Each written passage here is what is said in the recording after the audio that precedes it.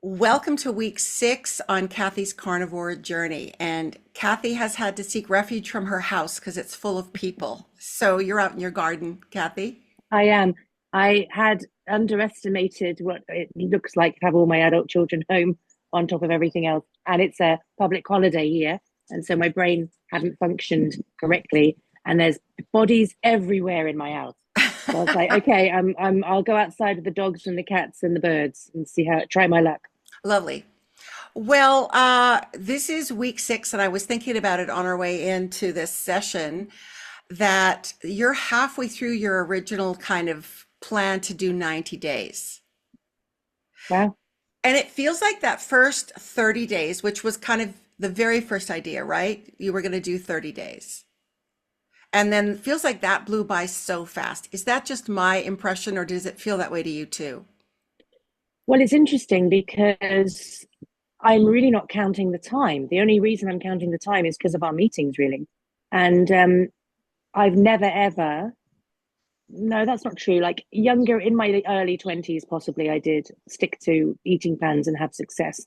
But as my body's grown older, I've had more children, I've got autoimmune things that has changed so that really when I've tried anything else, I've lasted a week and then Right. I've gone, I can't do this. It's not sustainable. Like I'm miserable. It's too hard. My body's in crisis. And so it's so weird that we're on 6 weeks and it just hasn't felt hard. It's just felt pretty easy. I mean, we'll discuss a few things today which haven't been easy.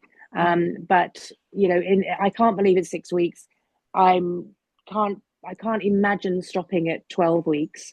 I'm just really committed to that long term goal of radicalizing my health in a positive way Mhm. and finally achieving the the body that I've always wanted, the strong, lean body that's at peace. And so you say 6 weeks, it sounds like a long time, but it really hasn't felt like a long time at all. That's great to hear. And 6 weeks for me was when I kind of stopped filling in my little Google Sheets tracker that I had set up for myself to motivate, to kind of keep me on track and motivate me, kind of like giving myself a little gold star every day.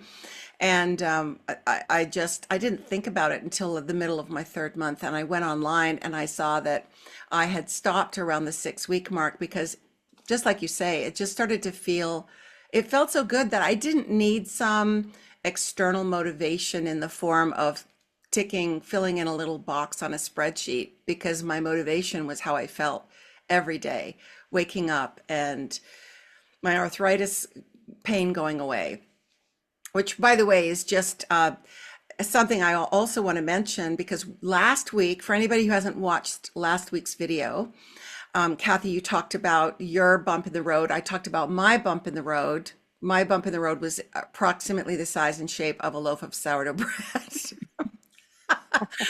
But what's interesting is that I noticed my arthritis pain coming back as a result of that little foray into overeating sourdough. And that really told me that my body's inflammation was had arced up again. And I consulted my little ChatGPT carnivore team, who basically said, well, yeah, your arthritis symptoms go away on carnivore, but if you put the inflammation back in your body, then you'll feel the symptoms again, which kind of was a new way to think about it because I realized I hadn't just cured my arthritis. What I had done is take away the inflammation that caused my symptoms to cause me pain and constriction in my hand movement and so on. I noticed a couple of other things too, but first I want to just talk to you about this week for you, which was following on from last week where you had that gallbladder flare up. Talk a little bit about that, sort of the aftermath of that flare up and any changes or modifications to the way you ate as a result of that you Yeah, experienced. so we haven't discussed that online yet. So you and I have talked about it privately. Mm. But so we had our meeting, and then on the Tuesday night, I was up all night in hell. absolute torture. So I had a 9 hour attack. Hmm. And yeah, so what had happened was as you know, everybody knows, my life has been very full. And then I've been very busy. I've got lots of things happening. It's all amazing, but it's very, my time is very much um, scheduled to Hmm. the minute. Hmm. Um, and I'd had to go out in the morning to take my son to the dentist, which I definitely needed to do. And I booked that in advance. And then I was like running around while he was in the dentist chair, trying to grab things, doing this, that, and the other. And then I grabbed meat and I grabbed stuff for the kids and I grabbed everything and I grabbed ribs. And I thought, oh, I can just grab some ribs. They'll be really quick and easy when I get home because I'm going to get home. I've got like 40 minutes and then I've got to go on another meeting. So that'll be perfect. I Hmm. didn't really think about it. I just thought it's meat. Great. Let's go. And so Where I did you had to, grab it from? It wasn't a butcher, it doesn't sound no, like. no, it was a, yeah, supermarket. So it was Okay. already in a packet. Just throw it in the oven. It was done, sort of thing. So I thought, Right. great. So I did that, came home, threw it in the oven. I was getting ready for the meeting, came out, ate it really quickly to get back into my meeting because then I was like 5 or 6 hours before I could eat again. So I was like, that's great. That'll just put me on until I can eat properly. I never thought anything about it. It wasn't a vast quantity of meat. It was just, I had it and didn't even think about it. And then that night, I could feel the twinges, and I was like, "Oh, that can't it can't possibly be," because I've lived, for 5 weeks without anything happening with my gallbladder, and I started to feel a bit nervous. And anyway, it got worse and worse, and it was the most horrendous attack, just really, really excruciating, really painful. When you're in it, it's horrible because there's nothing you can do but ride it out. It's like being in the middle of laboring your baby and go, I've changed my mind. You can't change your mind. You're in it. And you're in it until your body decides it's resolved. So it was very, very violent, um, very exhausting and depleting. Hmm. And and then all the worries came in, like, oh my God, what if this isn't working for me? What if this isn't the right way for me? Then what do I do? Because I've got nothing else. Like, this was my lifeline. Hmm. And anyway, I got up in the morning. The attack finished at 5 a.m. Hmm.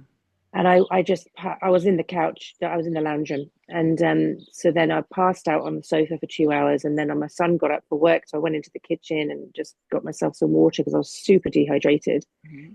And I was saying to my son, oh, I had a terrible attack last night.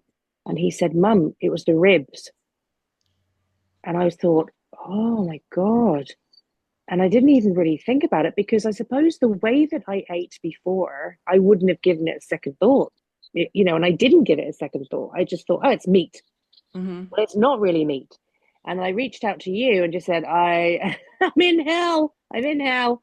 And we talked, and you were saying there's probably seed oils in that sauce. There's probably, and even though I scraped sauce off, it was covered in sauce. Hmm. Seed oils and sugar and the grease. It wasn't fat; it was grease, Mm. and that was really interesting to me. And I paid the price like massively. How long ago was that? Was that literally Tuesday night, so that was Tuesday night. so that was right after we recorded the week 5 video?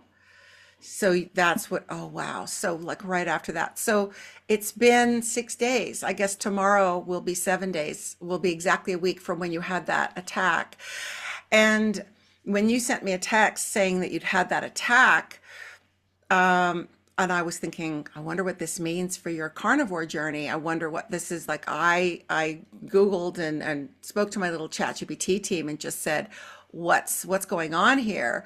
And I texted you the response, which was very much, I mean, do you want to sort of relate what that text was, or just what your feelings were about doing carnivore when that happened to you? Excuse me. Well, excuse me. I think it was reassuring when I got the text because it was explaining it. Yeah. Because sometimes the black and white version isn't enough. You just think, oh well, I can't do this anymore. Oh well, and I wasn't in that mindset of, well, I just don't do carnivore anymore. I won't do it. That it's not working for me. Because I was like, well, I've had 5 weeks of really good results. Mm. And so I think it's interesting starting to unpack what's actually happening when you do this stuff, because it gives you that insight. And you said something really fantastic on the phone when we were discussing it. Mm. And we were talking about you and the sour bread. We were talking about me and the ribs. And the words that you said were so accurate, and it really hit me. And you said, why would I injure my body in that way? And that's exactly it. Like, I don't feel anymore like, oh, but I really wanted to cheat. Oh, but I really wanted that. It's, I have transformed my thinking into, why would I damage my body? Mm. And that was a really massive lesson for me, because I just wasn't consciously there. I was just grabbing stuff. I was busy. I didn't think. And I paid the price. But now that my body has been in such harmony, it violently reacts if I do anything below that standard.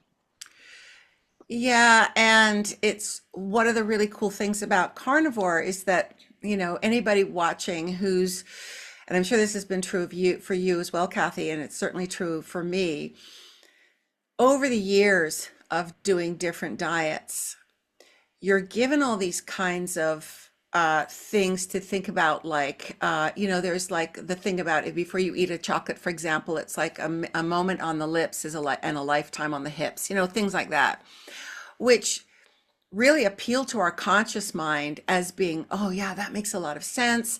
But when you're in the moment where you've got that piece of chocolate in front of you, you don't, it just seems like just blah, blah, blah, blah. You don't care. You're just like, I really want this chocolate. My body wants this chocolate. My hips want this chocolate. Like there's no part of me that gives a crap about this philosophical argument, right? All kinds of other sort of things like that. Like you could even say to somebody, I imagine, that if this had been said to me back when I was still eating carbs, that you injure your body when you eat carbs, I might have intellectually thought, yeah, I definitely don't want to injure my body. And I'm sure I thought that in the year that I was watching carnivore videos before I actually started, plenty of times I would go to eat plants and carbs and go, I wonder if this is injuring my body. But I didn't have direct repercussions. So it was just a philosophical idea. Once I started carnivore, suddenly that had a whole new meaning. And that meaning was direct and it was visceral. And the experience I had with that sourdough, and I'll talk more in this video about the other kind of knock-on effects of it, but certainly like my arthritis, those experiences teach you at a fundamental experiential level what the consequences are. So that when you're sitting there looking at a piece of sourdough bread, it's not just some lame philosophy that's standing between you and that big hunk of sourdough bread. It's the memory of my arthritis pain coming back, the memory of all those other things. And with you, with not being careful about like a packaged rib product that was marinated in seed oils and sugar, and I'm sure it was delicious. Well, I mean, it had all the chemicals and the things in it to make it appeal to the palate. Um, you've learned through direct experience, because when you ate that and probably enjoyed it without kind of questioning it, the the repercussions were severe and immediate. And so next time you see a package of, a package of ribs and you have the thought, oh, this will be nice and fast, I can make this for dinner, you'll go, let me look at the ingredients. You go, well, maybe I'll make this for my family and not for myself, like, because the kids would like it. It's still meat, they're not carnivores yet, so they're getting the nutrition of the meat. Their bodies aren't going to react. They're young too. But for me, myself, I need to find something cleaner. So it's not a And also, philosophy, but yeah, go ahead. also, I mean, as we were discussing on the phone, the benchmark has shifted. So previously, when you're probably always feeling slightly unwell, but that's your normal, so you don't question it. And so feeling a little bit more unwell isn't as bad as, I mean, it's bad, but it's not as acute as when you felt really, really well and then you have the bad, because then your benchmarks change, your standards have changed. And so I, True. I definitely, like, this week I've been basically lying. Mm-hmm. I had one sausage because I was just trying to bulk out my meal because I was hungry. But I was like, I'd had one sausage. I was like, I don't want either one. I gave it to the dog. The dog was very happy. Mm-hmm. But I've basically been lying this week and have felt a lot better. And interestingly, afterwards as well, the text that you sent me was talking about the inflammation. Yeah. And I said to you afterwards, I'm really bloated.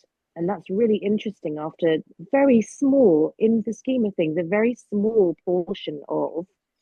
And you were saying, well, that's the inflammation. And because your insulin spiked and this, and this. And so once you understand the chemical reaction behind it and you understand what's actually the process that's happening in your body. I mean, we were saying about it, we were quite rude on the phone, I have to say, and we were laughing our butts off. But we were just saying it's not worth it. It's not worth it. Like that, it's that 10 minutes of whatever is not worth the chaos Mm. that you cause in your system. Yeah. And it's a true experience of it not worth it. It's not somebody telling you, trust me, it's not worth it. It's, oh, I know it's not worth it because I know what the repercussions are like. When I, just from that sourdough bread that I had, I noticed the pain coming back in my hands. And I'm spoiled because I've been carnivore over a year now and I haven't had the pain in my hands. I've done a whole winter of no pain in my hands, whereas normally that arthritis pain would come back, especially kind of in my sort of thumb joints here where it's bone on bone, especially when it would be cold or raining. I noticed that that's when, people say, I feel the weather in my bones. I was like, oh, that's a real thing. I actually feel that.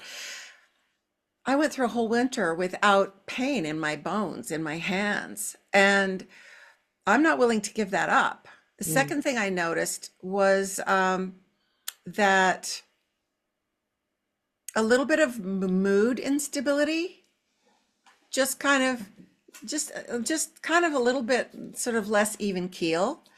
And normally, I just throw some tapping at that, and I hadn't had to do that for a long time. So that was another one. But the other one is it really messed my electrolytes up. So I mm, noticed that I had some cramping in my calf. And so I asked my little ChatGPT team what's going on with this cramping, because I had a night, I guess it was about 2 nights ago. I woke up in the morning and I felt really dehydrated and I'd had a lot of water and I had had electrolytes. I didn't know what was going on.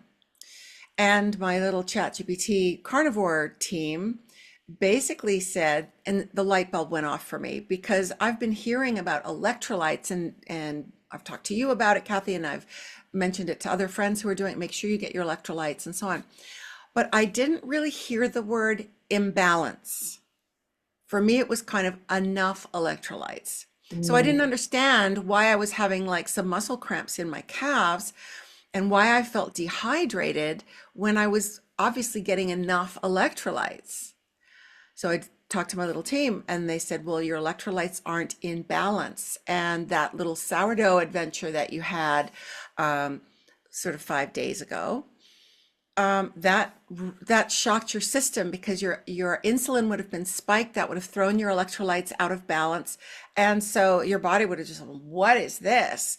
Once your electrolytes are thrown off, it's not a matter of just doing more electrolytes. It's about finding that balance again. So I could have actually been doing too many electrolytes, and so it was kind of talking about all these different symptoms and said, pull back on the electrolytes, use topical, and I actually have some cream that's magnesium cream. Use topical magnesium cream on your muscles just to kind of ease your body back into the right levels. Because it talked about how I probably had a potassium imbalance.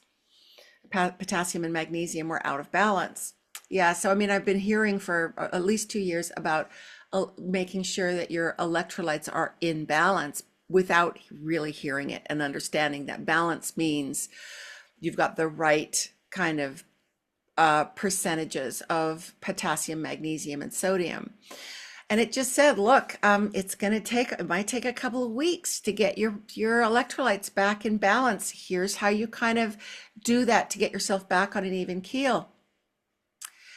Again, another experiential kickback from that sourdough bread. And I think I was saying to you on the phone, and I said in the last video, I think it was, we talked about it. I talked about the sourdough when we were together before. Yeah. That's Mm. right. Because you talked about the little Smarties and things like that, Yeah, which yeah. I also think might have contributed to that gallbladder attack that you had for the same reasons that we're talking about now. And I remember saying, I'll probably do it again with the Uh, sourdough bread. Remember I said, yeah, I'll probably do yeah. another loaf of sourdough In bread. 6 months or so, or a year. Yeah, yeah. It's not going to happen. It's not going to happen. It doesn't mean that I won't um, enjoy a little piece like I've been doing for months now, but I'm not buying a loaf and knocking myself out like that again. The repercussions were too over the top. Not even tempted. So that has now sort of that overeating sourdough bread has entered the same realm as overeating or eating at all so many other things. Like before carnivore, I would maybe go and get a chocolate bar. Not, I wasn't addicted in a big way to getting a chocolate bar, but it was like a little self-soothing thing. It's like, oh, I've been working hard. I need a little energy boost. I'm going to go get a chocolate bar. And then I might go a couple of weeks where I go, I've done that about 4 or 5 times for the last each per week in the last couple of weeks. And then I would switch to like Doritos and doing that instead. I haven't done any of that at all, any of it on carnivore because just listening to other carnivores online talking about what happened to them when they did that, I was like, I don't want to break this kind of spell. I almost felt like it was a spell, a carnivore spell. And then when I tried the sourdough and I had a little bit of sourdough and it wasn't a problem, I was like, oh, okay. I started getting quite comfortable. I think the same thing kind of happened to you, Kathy, before your gall attack. Because I remember you saying to me on the phone, I'm going clean. Because I was concerned, like, oh, I hope you don't feel like carnivore isn't the answer for your gallbladder, when in fact, you've gone 5 weeks without having an attack, which is extraordinary considering that you were having attacks at least once a week, up to 3 times a week prior to carnivore, or you wouldn't have gone the extent of scheduling gallbladder removal surgery. So I was really hoping that you weren't discouraged from trying carnivore. And that's what sort of the ChatGPT team said that I copied and forwarded to you about. No, you're still doing great. It's still a great result. Here's what's happened and so on. So I just think that uh, your reaction of I'm just going to go clean, I thought was perfect. I mean, I think that's really good for a number of reasons. One, you're at that point just over 5 weeks in, you primed for the first 2 weeks, and then you've allowed yourself to drop back on the fat a little bit, but now you understand how much more fat you have to eat than you used to have to eat.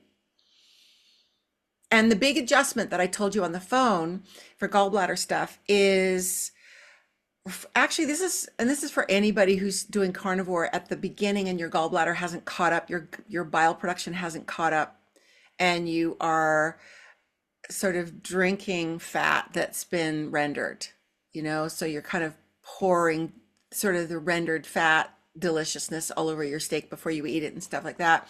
That the advice is don't eat rendered fat. You still need to keep eating fat because that's what gets bile production going in your gallbladder, which is what you need to do is ramp up to get rid of those gallstones and gall sludge. And it takes a while, but you've got to do that using fat, but don't do rendered fat. Do the fat you have to chew. Do the fat that like hard butter, like don't melt butter on your steak. Eat a little piece of cold butter and then a bite of steak and then a bite of cold butter and then a bite of steak so that you're not eating rendered fat because that hits different in your gallbladder. How'd you go with that since we had that conversation? Very nervous. Like I was wiped out after that. I mean, I was very lucky that I've got a fantastic team that stepped up and covered for me that day, and I had to cancel some meetings because I just was absolutely I had nothing left, like literally nothing left in my body, and nothing left. Just I was absolutely exhausted, Mm. and and then that's not worth it either. Like it really impacts your life when you've been up all night being ill, and then you just have to carry on the next day. So I was lucky I had people covering me. But that night, I was actually quite hungry because obviously my body had nothing in it. And massive, huge steak, a massive, massive steak. And I got halfway through and thought, I can't actually eat this. Did it stop Um, tasting good? Is that what happened? I stopped in the middle of the steak because I just thought I just not hungry anymore. I just don't want to eat anymore. And also I was very nervous. I was nervous because I just had a massive attack. Yeah. So I didn't want another attack. Mm. And but I stopped halfway through the steak. And now normally, because I was saying to you, I'm trying to do carnivore a bit more economically. Because if I could just Yep. eat, sirloin, you know, lunch, breakfast, lunch, and dinner, but I'm having to try and do it a little bit more economically for us. Yeah. And normally I'd have given that half of the steak to the dog, which he's listening now, so he's very upset that I didn't. But what I did while it was still warm and tender is I cut it all into bite-sized pieces, Mhm. and then I put it in a bag, Good. a zip steel bag, and then in the morning, um, I sat and I cut off a slab of butter, and I had the cold steak with a slab of butter, and so I had that because I felt like I was needing to nourish my body and my gallbladder again. And so that was fine. And I didn't have a twinge. It was funny because the next night I was really worried I'd have another attack, Yeah. but I didn't. So I was really pleased. Yeah. Awesome. Awesome. And yeah, when you told me, I think you told me that a couple of weeks ago or something, that you would cut the steak, whatever you didn't eat, you'd give to the dog. And I was like, what?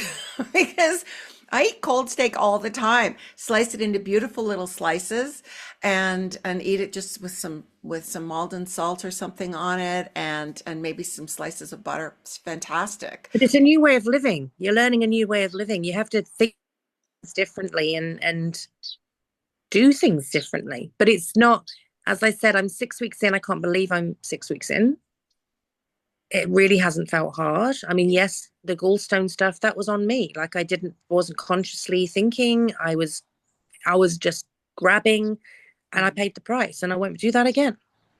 And in terms of the clean carnivore, so you've been mostly lion. I think you said a minute ago you had one sausage, all sort of in the last since this happened.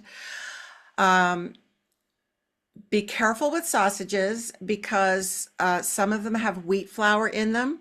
Mhm. Most of them have something else, like my local butcher, he showed me, he goes, these ones have rice flour. And I found that I don't kind of get and it's not a ton of rice flour, it's just like a binder or something. Ideally, it wouldn't have any, but his do. So I don't eat them very often. But I went to a friend's place for breakfast several weeks ago, and they had sort of what he calls just the regular sausage, not the flavored ones, and they all have wheat flour in them. I didn't know that. All I knew was that I had this terrible IBS type cramping that afternoon and the next day.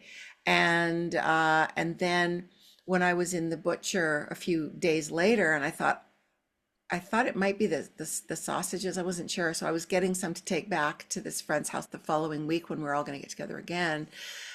And I said, I was looking at like what flavors, and he knows I do carnivore, and he just said, um, well, those ones have wheat in them. And I said, I didn't know any of your sausages had wheat in them. And he said, yeah, all these. And he pointed to like the pink ones, like all of kind of the breakfast snags. And like he goes, all the normal ones have wheat in them. The specialty ones that I make that have flavorings, those are rice flour. So I learned something. I learned that I cannot have any of those snags, as we call them here in Australia, any of those sausages that have wheat flour. No, I will be cramping and feeling uncomfortable the next day.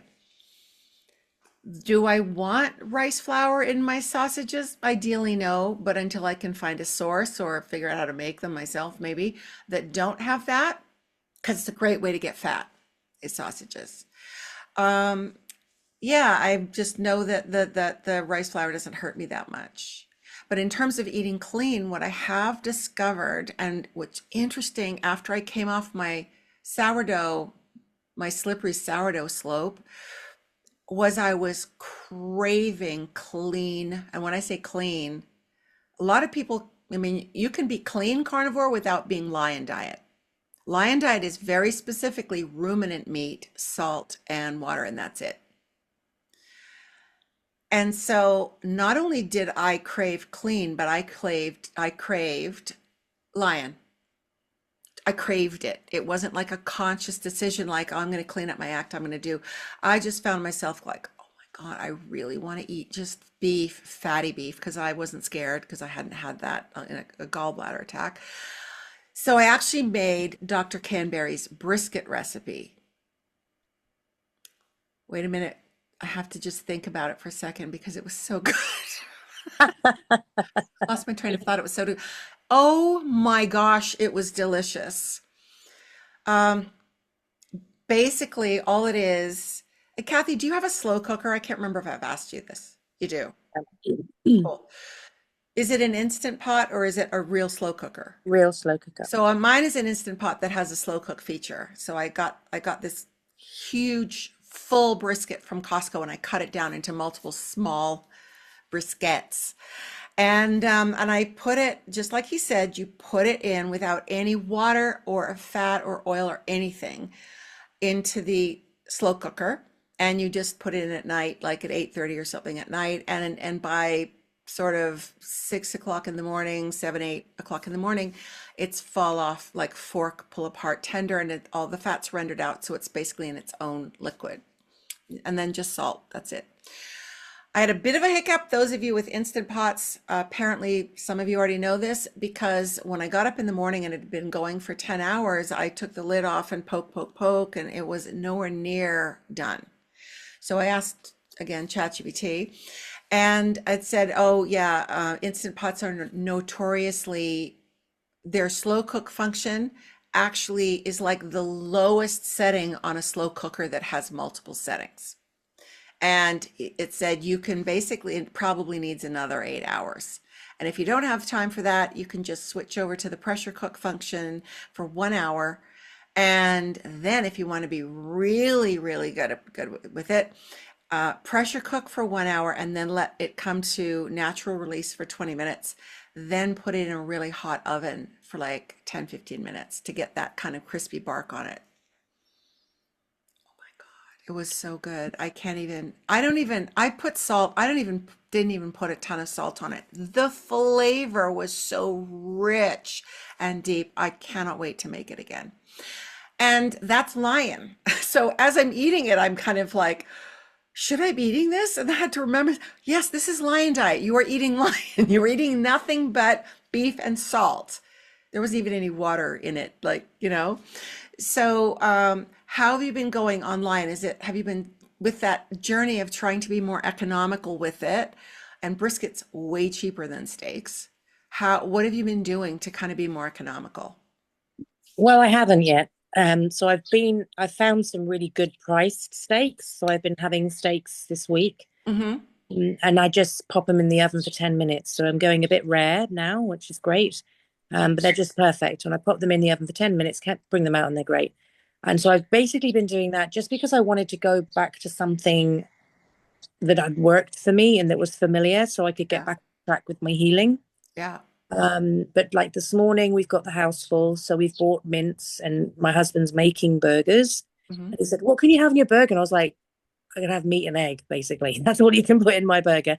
And you can do whatever you want with the family's burgers because they'll have spices and onions and all that sort of thing. Mm-hmm. Just want my patties with just, a little bit of egg to bind it and just the meat because I'm okay with eggs. Oh, good. So, If you're okay with eggs, I don't know if you've done this, but it's kind of a bit of a game changer, is you make your burger patty and you put a fried egg on top of it. okay. And the yolk goes all over like runny yolk. I don't like runny whites, so I'm pretty good with making a white be cooked, but that the yolk is still runny. And just and that goes all over the patty.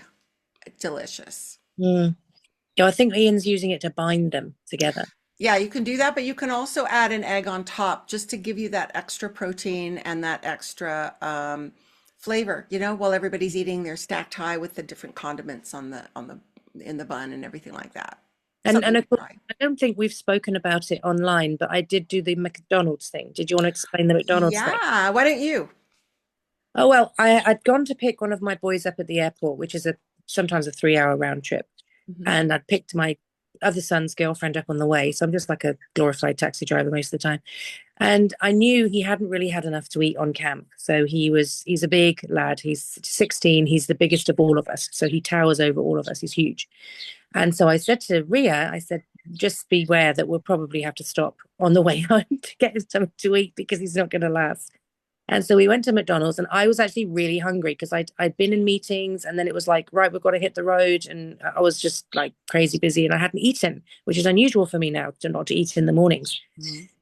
And so I thought, I actually am really hungry, and I don't want to get to that point where I'm struggling with, the hunger. Hmm. And so I remembered what you'd said about getting the quarter pounders. So I went and got the quarter. It was so funny. I was so long at the self-serve kiosk because I was like, customize, no mayo, no lettuce, no no tomato, no bun, no gherkins, no this, no that, and just getting down to the fact that I was just having the patties. Yeah. And I actually ordered three because I was really hungry, and I'm used to patties being pretty lame when you go to when I used to go to the um, fast food. Hmm. And I did struggle to eat all three. And I also got some bacon on the side. I couldn't eat the bacon. So the dog got the bacon. He was very happy. But the patties were actually really nice, and they were buttery and they were salty. And I really, really enjoyed them. I got some funny looks from other patrons watching me eat burgers without buns. Um, Hmm. but I actually quite enjoyed them. They were quite tasty and very filling. Look, I've never ordered them from the self-serve little kiosks. I've always, because I just assumed you couldn't. I've always gone straight up to the counter to order them. And I'm curious because when I order them at the counter, I order, I know that in their cash register system, they're called quads, fours. So the regular McDonald's patty is an 8, and the quarter pounder ones are called fours. And by the way, the reason that we order the quarter pounder ones is that they are always cooked fresh, whereas the eights are made in the morning. Apparently, this is like McDonald's insider information I got from a couple of places. They cook them in the morning, and no matter what time it is, they just kind of reheat them. And so, aside from being too small, they're also kind of stale sometimes, just, not as delicious and juicy. So, the quarter pounder ones, the fours, are always freshly made to order, which is why they're so juicy and so nice. So when I go up and I order, and I've found that if I order three fours, I usually only, I mean, probably the ideal amount if I'm hungry is two and a half fours. I've just learned that. So if I order a three fours, um, or even the two, I stack them one on top of each other and I use their little wooden knife and fork and eat it as if I'm eating a little like pie or something. So I'm not like picking them up like that, which makes it a little easier in terms of the people around me. They're still looking, going, what the hell is she doing? But price, I'm curious about the price because when I order it this way, they are, I think they are basically $3 each. So Yeah, no, each. mine's more expensive than that. So what was the cost of those three quarter pounders without any of the stuff? I'm not sure because it was in a mixed order with the food for the kids, but Okay, so yeah, that's I don't believe that it was that cheap, not at all. so could it, I think it's $3 a patty. I don't think it could be $6 a patty. Maybe it was $6. I can't remember. It's either three or six. I'm trying to remember, is it $12 when I get two patties or it's $6 when I get two patties? I feel like it's six. I feel like it's incredibly cheap. And $9 when I get three patties. Yeah, so just to be aware of that, you can't order from the kiosk because it sets the price Mm, and you still pay the full price, it sounds like, but they just won't put on the extras. yes. So go up to the counter and just say, I just want three or two, whatever you want, quarter pounder patties. And they don't start making those until like after 11 or something, usually. Because I've tried to do that and kind of they go, "Mm, we don't have those ones until we don't start making those till 11." And that's because they're not pre-made. So that's just something to kind of be aware. And you don't want the sausage patties because they put all kinds of crazy meat glue in them, and well, it's they're not clean. But you know, it's so interesting because I've watched over the years, I've watched programs on nutrition and health and gut health and that sugar film, you know, about quitting sugar and what's in. And Yeah. then he did the old, had the same amount of calories, but from the health food aisle, and his health went really bad and all of the Yeah. readings are really bad and whatever. But it really does bring it home to you. We don't know what's in our food a lot of the time. And you're going out, you're trying to make good choices. And I have to say, like, our kids are like starting to notice a shift because I'm just not buying it. I'm just not buying it. Like, What are they I noticing? well, there's no fun food in the cupboard. Uh, and they're making stuff. I'm not going radical with them, but they're making things so we know what the ingredients are. I'm getting them fruit, and they're having veggies because I don't know. I just feel like it's there for them, and it's a cleaner way of eating. But the junk that they would normally have, it's just being phased out. That's Um, fantastic. yeah, just naturally because I just look at it and think I don't want that to be in their bodies. You get really quite snobby about it. Do you know what I mean? Because you're just like, when I'm eating a steak, I know what I'm eating. I'm eating a steak. It does not have a barcode on it. I bet you those ribs you had a big barcode on that packet. So, yeah, and you're teaching them not by example. Yes, you are doing that as well, but you're also teaching them when there isn't that food in the fridge or in the cupboards that is full of kind of franken chemicals and things like that, they have to resort to whole foods. And Mm. when they resort to whole foods and start kind of having to prepare things from scratch more, they will notice how much better their bodies feel. And you're not turning it into some kind of religion or big new rules or anything like that. So you're not creating any resistance in that way. They're just Well, experiencing it.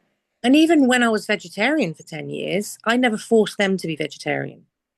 They still ate meat. Hmm. And now I've gone the complete opposite direction. I'm not forcing them into that. I mean, last night I made a beautiful big chili for them. There's a big house full of people here who eat and eat and eat. So I made a beautiful big chili. They absolutely loved it, but it was pretty clean. Like, I mean, yeah, I didn't have any because it had stuff in it that I didn't want, but it smelt delicious. They all loved it. It was pretty clean. Yeah. And so just cleaning all of that up is good and it makes me feel good. And like the other day, I got 2 big bags of beautiful grapes. And so they're having grapes. And don't get me wrong, like they've gone out and spent their pocket money and they've got some treats, but Yeah. I do like I'd rather they had chocolate than the plastic sweets. Do you know what I mean? As I said, well, at least in chocolate, there's reasonably what's in it, whereas plastic sweets, they're just plastic. Yeah. So we are having discussions. They are interested in what I'm doing. My 8-year-old is a natural born carnivore. Really? If I am eating, she is hovering over me with her little bird mouth going, oh, no. And I have to cut a piece and stick it in her mouth and then try and eat the steak as quickly as I can so I can be fed because she's trying to eat it. Mm. Um, yeah, so that's really interesting that she's just naturally like really a meat lover. So yeah, it's nice to see some shifts in the family. And I mean, like we got popcorn. I got popcorn for them, so they're still having like stuff, but not what they used to have. Like I've really become quite snobby about the That's whole really bit. cool. Mm. I was gonna ask you sort of do they make comments about the way you're eating? Can they see that you feel and look healthier? And you said your emotions are more even now. Yeah. So yesterday, I've worked really, really hard the last week. So when I'd finished the book launch, and that's still sort of ongoing with different things, but I then had the attack and then I was exhausted and, I had the sore throat the week before. So it's been a bit of an intense time. Mm. And then before my husband came home, because he's been away for 3 weeks, I really wanted to get some progress in the garden done. Hmm. because I don't want him coming home going, oh, look at everything I've got to do. So I was like, right, come on, kids, let's go and weed, let's go and cut back, let's go and do some stuff, make it look good. So I was really tired. So yesterday I finished off the garden, and I'm going to be showing him around after this call because we didn't get home till 1 a.m. because he flew in late. Hmm. And I'll be showing him what we've done. But I was super tired, and I laid down on the sofa in the recliner. We've got 4 recliners on the sofa, and I reclined and I fell asleep, which was great because I didn't need to go out till late to pick him up, and I was Hmm. exhausted. And actually, the weather last night for driving was really bad, so I Hmm. fell asleep while I was watching this film, and it was so great. And I woke up, and my daughter has come to stay, who's an adult. So she's come, and she doesn't see me as often now. So we don't see each other for maybe 4 or 5 weeks because of our schedules. And I woke up and I turned a bit sort of bleary eyed, looked at her, and she went, Mum, she said, while you've been sleeping, I've noticed your body is very different. And I said, oh, and because I was just in a t-shirt and jeans and I just passed out. And she said, I'm just watching you like, and I said, she said, you know, your boobs have gone down, your tummy's gone down massively. And she said, I just happened to glance and thought, oh my God, like she's really changed shape. So that was pretty cool to sort of wake up a bit bleary and then her going, hey, Mum, you look really good. I was like, woo, that's a win. I was like, really tired. So that was good. That was, That yeah. was better than Sleeping Beauty getting a kiss from the prince, waking up to someone telling you look thinner. Yeah, and like Ian obviously doesn't see me for 3 weeks at a time, and so he came home yesterday and he said he thinks my bum's smaller, and he said everything's just like scooped in a bit. It's just a bit shrinking a little bit. So that was nice. It's because you're focusing. Don't get me wrong, I'm not in the mindset that I was before. Like I've got to lose 10 pounds in 3 days, and I've got to do that for 6 weeks solid, and I've got to lose all my. That's gone. That's not a, Not a a thing. a conversation that I have with myself now. Hmm. But also, it is nice because you see yourself every day. It's nice to have people who haven't seen you for a while go, hey, that looks different, or that looks looser on you, or what's changed. But I really noticed after the ribs, the inflammation was crazy, crazy. Right. Like my jeans were tight. I did not feel comfortable, and I thought, oh God, have I sabotaged everything? But as I've gone clean on Lion, I'm shrunk down again, so my jeans are loose again. So that's super interesting that can just be inflammation. Oh, yeah, absolutely. And how quickly the inflammation can make a big difference like that. And so, um, I was curious too, has Ian changed? Because he's trying to do a lot more clean eating while he's away. Had you noticed that he's made progress as well, or is it just too hard for him when he's, you know, in the environment he's in to kind of control his food to that extent? He does his very best to get enough nutrition, and the camp is very good, I have to say. It's one of the Hmm. best camps, and they do look after their men and Hmm. women. But yeah, I've noticed his tummy's gone down significantly because at one point I was quite concerned about him because he was in a high stress job, Yeah. heavily overweight, and I was frightened that he was going to have a heart attack. Mm. So now he's basically always been a carnivore. I've been shoving salads and vegetables into him for years. And so now he's very smug, saying, I knew this instinctively all along. And I'm like, okay, fine. And he's like, please write it down somewhere that you were wrong and I was wrong. I'm not doing that. No, But but you're on video confessing multiple times with me. So, yeah, I'll never write it down, Naomi. So no, but basically he's always naturally growing up in Africa, it was a very protein rich diet anyway. So he was very used to that. mm-hmm. And so now he's like a kid in a candy store, for the want of a better word, because he's like, hooray, I can eat all the meat I want and I'm not going to be told to eat salads. And he's like living the dream. He's so thrilled that I'm on carnivore because now we can enjoy the meat together. So that's really great. Did you tell him about what happened with the ribs and your flare up? Oh my God.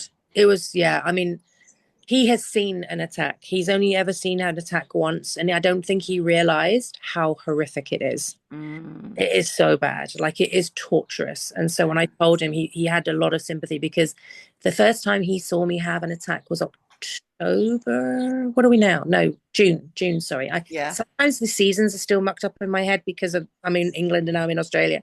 yeah. No, June, it was in the winter. And I got up and was quietly having an attack in the house by myself, but he'd woken up and realized I wasn't there, so came to investigate where I was, and he's never seen me have an attack before, and he was like, oh my God, he Yeah. didn't realize how violent it is. So Yeah. when I told him, he was very sympathetic because he's seen it firsthand, and I just said, well, I know what it was, and I'm not going to do that again. But at least I know, because when I was living the other way, the attacks were like so bad. Yeah. I was basically not eating. I was too scared to eat anything because I wasn't sure what was safe and what was not safe. So at least now I'm pretty solid and I know what I can have and I'll be good with, Good. and not playing that lottery of anxiety every day. And how's your energy since you've kind of gradually gotten back comfortable eating fat? Are you making sure you're eating enough fat? Well, I've struggled to get fatty steaks. I have been having a bit more butter because I did notice, was it yesterday, I felt a bit hypoglycemic. Uh-huh. And I was like, okay. But I have been like, I work really hard. And so, like, I get done on a bad day, I get a lot done. Do you know what I mean? I'm like one of Yeah. those people that I'm high functioning and I just do a lot. So, my energy has been pretty solid considering everything that I've been doing. And Yeah. I said yesterday, I had this hypoglycemic moment, which is very rare now. Yeah. And I thought, that's interesting. So I just did what I needed to do to correct that. Had some butter and you felt better? Good. Yeah. Good. One more thing, just to kind of talk more about sort of economical ways to eat lion, for example, is ask your butcher for uh, a chuck roast because it costs about the same as mince. Hmm. And then you ask him to cut the chuck roast into like three steaks.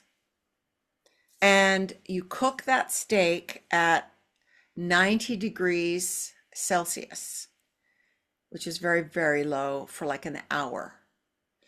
And after it's cooked for an hour, you take it out and you rest it for half an hour. That resting is very important. And then you can take it out on your grill and sear it on both sides for like on all the sides. So you'll end up with kind of a quite a thick steak. But you sear it on the highest heat you can on your grill for basically like 90 seconds on each side. It reheats the whole thing through, gives it a really nice crust on it, but it's perfect medium rare all the way through and tender. And what was that cut called? It's just called chuck. Chuck. Yeah, it's just get a chuck roast. They're usually sold as roasts because they're tough. So people kind of put them in the oven and cook a roast for 45 minutes or something, and cook it that way. So what you're doing here is you're cooking it really low, really slow, almost like a sous vide kind of a thing for like an hour. And you actually, what you do in that 90-degree oven, you want the temperature to come up to, I think it's 124 Fahrenheit is it one? Yeah, I think it's 126 Fahrenheit. So if you have a temperature, like a thermometer, you can use that. But otherwise, just as a guide, you could get to know what your oven does and whatever. But 90 degrees Celsius for about an hour, pull it out, rest it for a full half hour, and then you can sear it for about 90 seconds on either side. 60 seconds if you're going to go side, side, and then edge, edge, but give that a try. And it's delicious. It's really inexpensive. You get a nice big piece of meat. You may only eat half of it and slice up the other half and put it in the fridge and eat it cold or gently reheat it in the oven. You can reheat steak when you have sliced up steak. I reheat it by just taking it cold out of the fridge because I have plates that can go in the oven. And I pull the cold sliced steak out of the fridge and I put it in the oven, a cold oven, and I turn up the oven to 140 degrees Celsius, fan forced, and leave it for like 10, 15 minutes. So what happens is as the oven slowly preheats, it heats it up and it doesn't dry it out. Whereas if I stick it in the microwave, it always extra cooks it, dries it out, etc. But this way you can basically revive rare or medium rare steak and it's still really moist and delicious. So just another thing that you can try with sort of the less expensive cuts of meat. You can add butter to make them fattier. You can also ask the butcher for the offcuts when they make Scotch fillet. A lot of times they'll cut fat off, and you can say, can you save me a bag of the fat trimmings when you trim the fat off a primal Scotch fillet before you make the steaks? So if you can give me that fat, because that's how you can just add fat on. You can just stick that fat on the grill or stick it in the oven at a really high oven. Oh my God, it's juicy and delicious, but it's not all rendered out. So that can be really, really good for you too. Mm, awesome. I'd be excited to start experimenting. Yes, definitely. And somebody just did a video recently about how to eat economically on carnivore. I think was it Jenny Middich? I'll see if I can find out and then I'll send you a text, and maybe if I find it, I'll mention it in the notes below this video. But Cathy, thank you so much. I know you have to get back to your family, but more importantly, you have to show Ian around the garden to show him everything you guys did. Absolutely. Every single little minute thing that I've done, because they won a big gold star. Well, you get a big gold star for going clean carnivore this week, and your body sounds like it's giving you some gold stars too. So I look forward to talking to you next week and see how you went. If you've fully recovered from your adventures in eating something with a barcode without kind of noticing it. And great to see you again. And I look forward to seeing you in a week.